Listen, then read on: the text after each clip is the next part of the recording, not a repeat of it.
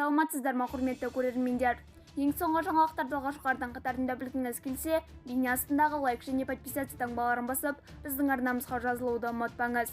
Консультативті болжамға сәйкес 2023 жылғы жазда республиканың басым бөлігінде температуралық фон нормадан жоғары, тек солтүстік аймақтарда норма шамасында күтіледі.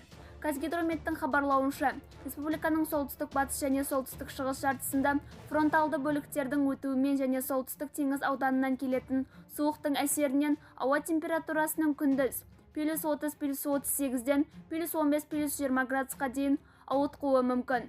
Ал еліміздің оңтүстік батыс жартысында жекеленген күндері термометр бағаны +40-+45 градусқа дейін жоғарылайды деп болжанады.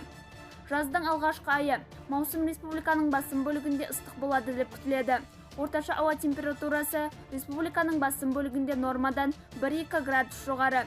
Еліміздің солтүстігінде, солтүстік шығысында және оңтүстік шығысында норма шамасында болжанады.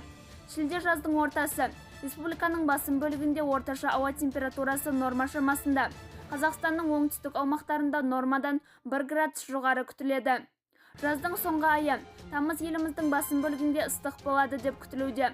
Орташа ауа температурасы нормадан 1-2 градус жоғары. Бізді бақылауды жалғастырыңыз. Арнамызға жазылып, бір ғана лайк түймесін басуды ұмытпаңыз.